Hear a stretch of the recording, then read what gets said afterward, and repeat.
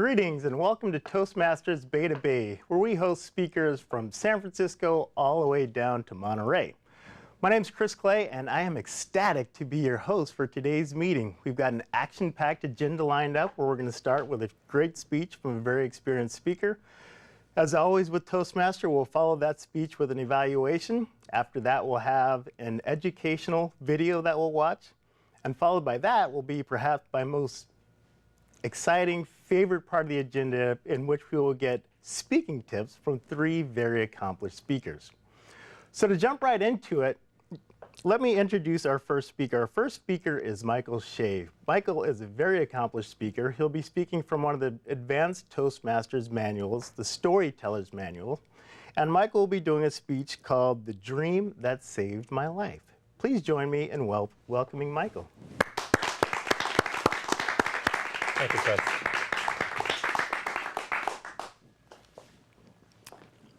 Most people don't remember their dreams. And even if they do, they don't pay a lot of attention to its meaning. But dreams can be powerful and transformational. I had one that changed my life forever. I had this dream many years ago when my wife, Tonya, and I were still dating at that time. We had been dating for about a year, and it wasn't clear where the relationship was going. So one day, we were at my apartment watching TV, and Tonya turns casually to me. "Do you think we'll get married?" Now, I'm not very smart about these things, but I did know that there was nothing casual about this question. But I decided that I'm just going to be totally honest with her. I don't know. Now, that was not the response that she was hoping for. And her eyes started to turn red. "When do you think you'll know?" I turn off the TV. I really don't know. And actually, your pushing me isn't helping anything. Because on something as important as marriage, where I'm going to commit myself for the rest of my life, I need to know that I made the decision and I wasn't pressured into it by you. Now, at this point, her eyes swell up with tears, and one drop comes down her cheek. "Well, I think we should stop seeing each other until you decide." "Do you really mean that?" "Yes." "Okay, but I think you're making a big mistake by forcing my hand in this issue." So we broke up. And we didn't talk or call each other for days. And the days turned into weeks. And weeks turned into a month. I really missed her. But we were both very strong-willed, and neither one of us were going to back down. It was agonizing. And it was during this period of real emotional difficulty that I had this dream. I had this dream that I was getting married. But I wasn't getting married to Tonya. I was getting married to Debbie, my college girlfriend. Debbie was my first true love. And I always held the torch out for her. So in my dream, it was our wedding day. I was ecstatic. I was in my tuxedo. I was on the top of the world. Debbie? She was in a terrible mood. Her dress didn't fit. The florist brought the wrong flowers. The caterer was late. The band was nowhere to be found. She was really upset. She was yelling at everyone. She was an emotional train wreck. And in the middle of all this commotion, Tonya appears in my dream. She is attending as a guest at my wedding. And she's doing everything possible to help out Debbie, to fix her dress, to find out where's the caterer, and to hunt down the band. She was doing everything possible as my friend to make my wedding special for me. And as I was standing on the altar and the priest is saying the wedding vows, I had this terrible pang of regret. I thought, I'm getting married to the wrong person. The person that I really love is Tonya. And I'm not getting married to her. Oh my God. And right then and there, I woke up. And I was ecstatic. I was so relieved that this was only a dream and that I had not made a terrible mistake. So I had my second chance. I pick up the phone. I dial Tonya's number. Tonya, I'm really sorry. I really love you, and I know you love me. Will you marry me? We've been happily married for 26 years. Thank God for dreams.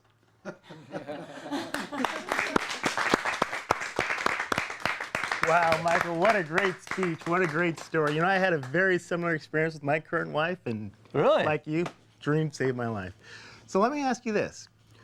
When she first asked the question, are we going to get married, did you think right then, maybe I should just propose right now or within the next day or two? I was not ready at that point. And so, no, I truly, at that point, it caught me by surprise. Mm-hmm. And I really hadn't thought out a good answer other than I don't know. Mm-hmm. Mm-hmm. Absolutely. So in that dream where you saw your current wife and you saw her doing the things that she was doing to support your would-be wife, were her actions in that dream very reflective of the person that she is? I would assume so. Oh, absolutely. Good answer. She was just being herself and being my best friend. Sure. And even though I was getting married to somebody else, sure, she really was generous with her spirit, with, her giving self. And that was when I realized in my dream that this is the person who really, really cares for me. That's an absolutely unbelievable story. Now, you're obviously a very accomplished speaker. Let me ask you this. How long have you been a member of Toastmasters? About 5 years. 5 years.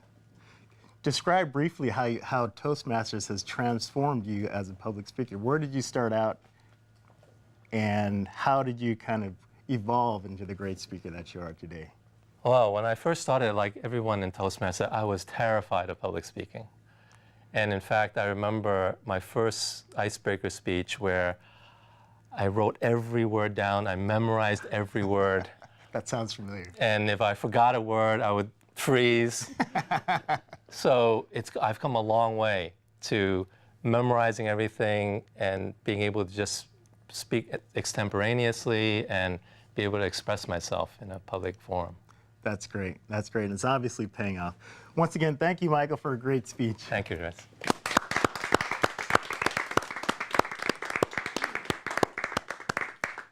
Now, beyond the experience that we get in speaking at Toastmasters and the repetitions that we get in speaking in front of people, the next best thing that we get are evaluations. Here to do an evaluation of Michael's speech is a member of Toastmasters who's been a member of Toastmasters for about 8 years. He's a member of the Bayview Toastmasters Clubs. He's a regular competitor in evaluation contests and a 3-time winner of the District 4 Evaluations Contest.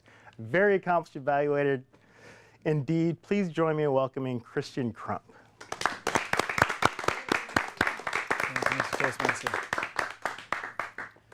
Michael, what a fabulous speech that you gave. I'm going to talk about 3 areas where you succeeded in this speech and 3 areas, if you decide to give the speech again, that you'll knock it out of the park.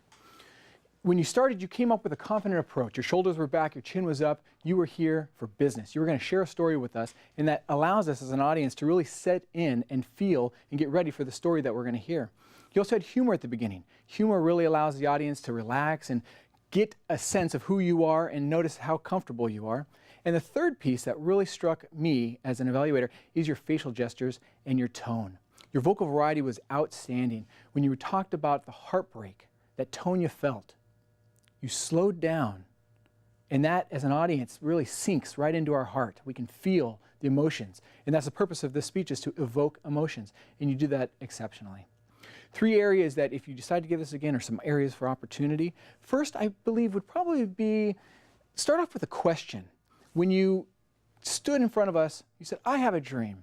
And I have many dreams. But when you get the audience involved, what is your most memorable dream?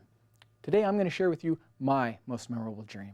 And what that does is that allows the audience to reflect, get on the same page, and move together with you.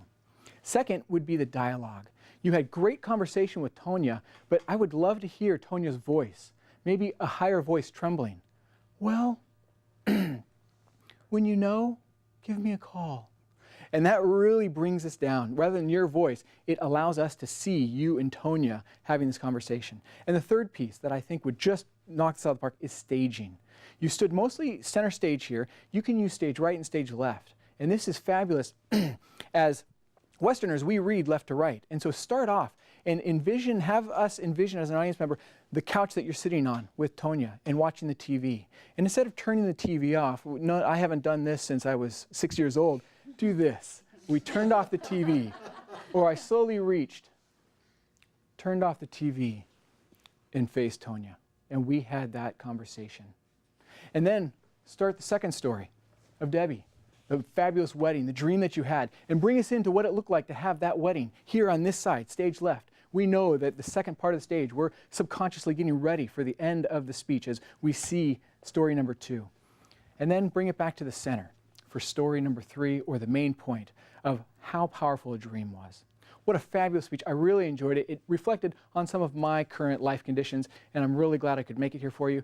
You ended with a humor and a joke, and it really set the tone, so fabulous job. Thank you so much, Michael.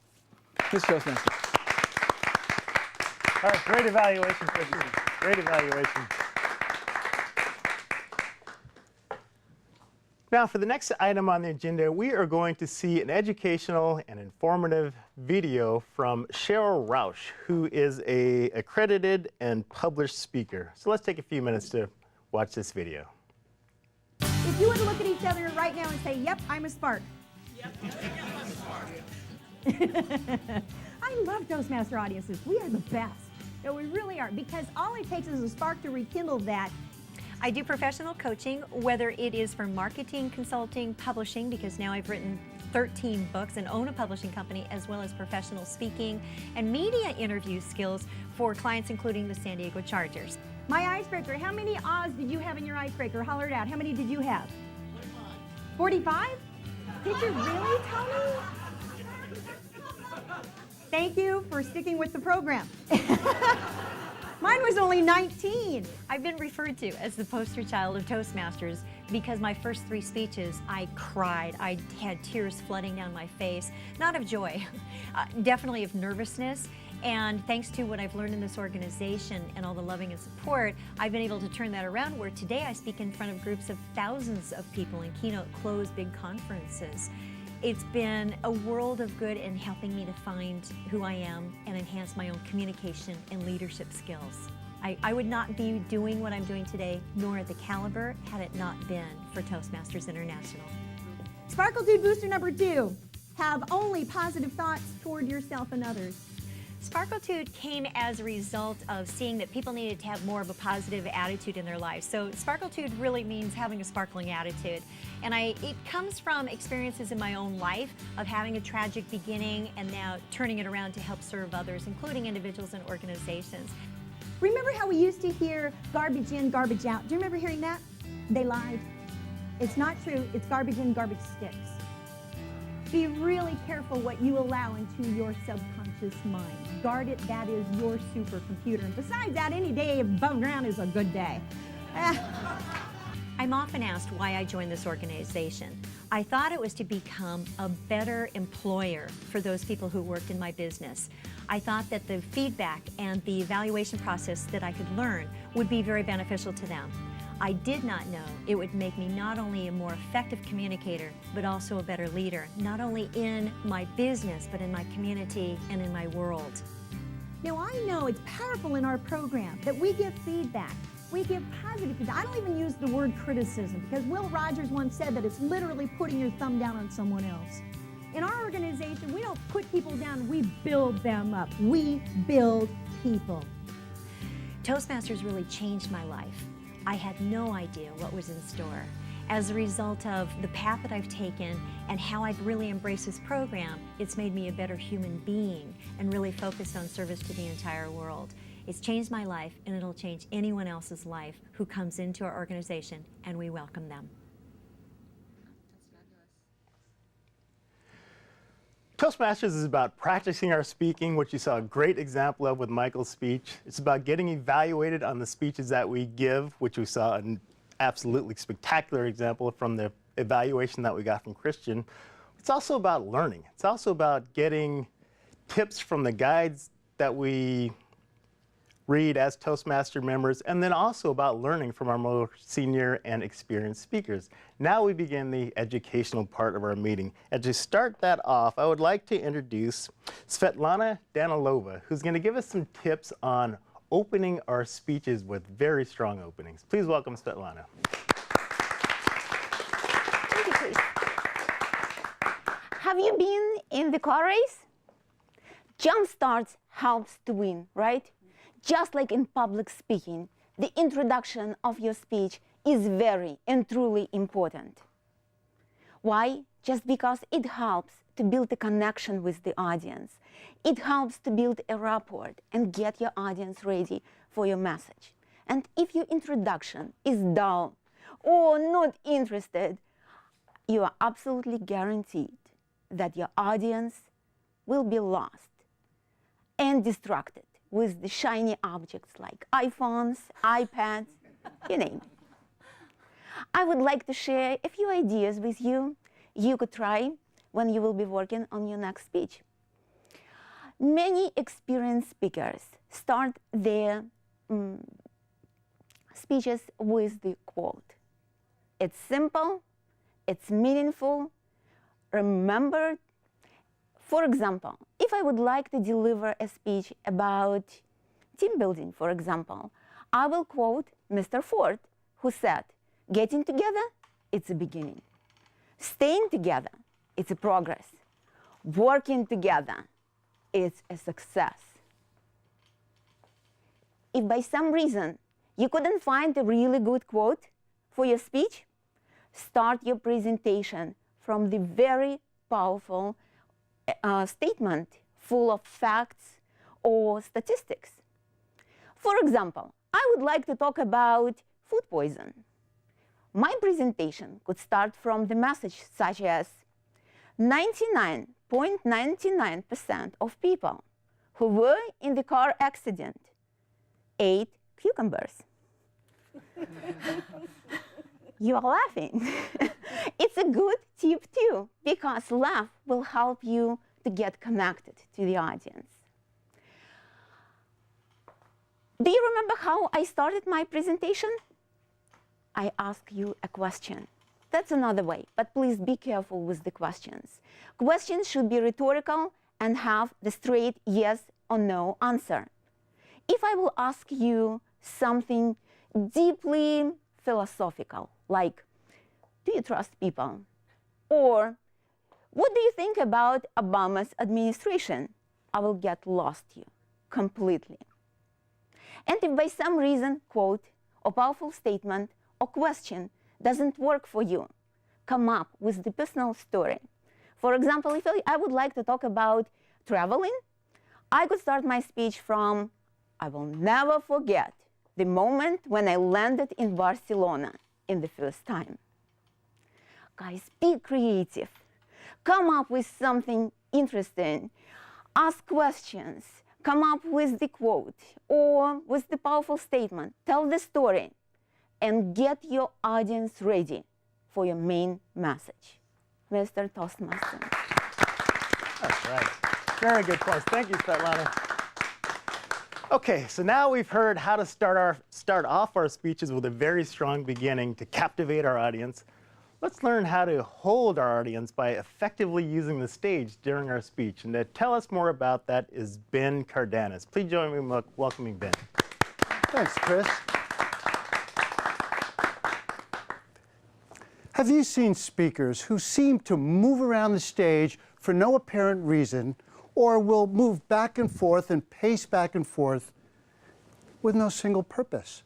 Or what about the presenter who stands in one place, rooted as if their feet have been planted in one spot? Today, my tip is going to address movement with purpose. Movement with purpose does a couple of things. Number one, it keeps your audience engaged, as if they're following you along the stage. They're wondering what you're going to do next. Second is it keeps them from getting bored. They're looking and watching, what are you going to go do next? How and when you start is important and also sets the tone for the audience. I start when I start writing my speech. I visualize the stage. I think of my transition points. Where am I going to be at this point in my speech or in that point in my speech? The other thing I do is I think about moving with purpose to a specific area. If my transition point is here, as I move, my body's quarter turned open to the audience. My head is facing in the direction that I'm going. And as I'm moving in that area, I'm looking for a person to make eye contact with. National speaker and acclaimed Toastmaster Patricia Fripp says, speak to one, speak to many. And as I'm speaking to this gentleman, perhaps, everybody in this whole area feels as if I'm addressing them. The other technique that I use is when I move in 3 steps. So as I'm talking to this side of the audience, I'm taking 3 steps, body quarter turned in my head, making eye contact with the audience member as I glance and take in the whole audience. That helps everybody feel as if they're being spoken to. The third thing I do is make sure that I keep moving with each transition point and I block that specifically. So why do I turn quarter turn? I make a quarter turn so that I'm not closing off and blocking off one side of the audience as I move to the other side. Why 3 steps? To me, it feels natural. To most speakers, it feels natural. Now, what if it's a large stage? Instead of taking small steps, you take very large steps so that you can speak to this side of the audience. Smaller stage, small steps. When I start my speech, it is usually always in the center of the stage. And as one of our evaluators early in the show said, you block your speech through each transition or point that you might make to stage right, 3 steps, plant, turn, make your next transition, 3 steps, and I end up back in the middle. So if you keep these tips in mind, write and choreograph, move with purpose, combine eye contacts with movement, and I guarantee you, you'll keep your audience engaged and they'll be hanging on every word. Thanks, Chris. Right, great tip, Ben. Thank you, that was great. Okay, we know how to open our speeches. We know how to carry our audience through effective use of the stage. Now all we need is a strong conclusion. And to help us better write strong conclusions to our speeches is Birgit Starmanns. Please join me in welcoming Birgit. Thank you, Chris. Thank you, thank you, thank you. You would be amazed at how many speakers end their speeches that way. It's really code for, okay, I'm done. I have nothing more to say. I've actually seen speakers say, oh, I'm out of time. The audience probably feels shortchanged when they hear that. It's a missed opportunity. Let's take a lesson from the theater. They call it the grand finale in a musical for a reason. It's your opportunity to leave your audience with your main message. Now, the ideal kind of conclusion is going to depend on the type of speech you're doing. I do a lot of educational and conference speaking. Those presentations are 45 minutes long, an hour and a half. At that point, by the end of an hour and a half, you've gone through a lot of detail, and there's no way that the audience can remember all of it. At the end, it's your opportunity to say, these are the main things that I hope you learned in my presentation. A lot of educational sessions also end with a question and answer session. That's the worst way to end the speech. At some point, somebody's going to ask you a question that might be off topic, that might be too detailed, that you need to get back, and audience members start leaving. So if you do have a Q&A, you need to manage that and then come back and have that closing statement. Don't let your audience take that conclusion. Now, if you're doing a motivational or inspirational speech, in that case, you want to use a personal story. A personal story creates connection. And if you started with a story, then at the end, you can bring it back to that story. You're basically completing the story, and that way you've got that connection. And of course, if it's an entertaining speech, similar to opening a speech with humor, you can end the speech with humor. And one very important tactic is to leave your audience with a call to action. If you're selling something, then you want them to buy. If it's an educational kind of presentation, where do they go for more information? What do you want your audience to do? Do you want them to change their lifestyle, to maybe do some exercises, diet? It's the time of New Year's resolutions. Leave them with a call to action. Now, a very, very simple example of bringing things back to the beginning and also a call to action is the following. Thank you, thank you, thank you.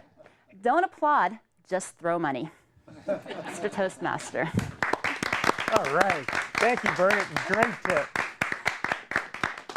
Absolutely fantastic. Well, thank you all for joining the meeting this evening. It's been my absolute pleasure to be your host for this meeting. I've heard some great speeches. I saw an absolutely fabulous evaluation of speeches. I saw some tremendous tips, and I'm not just throwing hyperbole out there. I really do mean it. This really has been an informational, beneficial meeting for me. I thank you all for joining.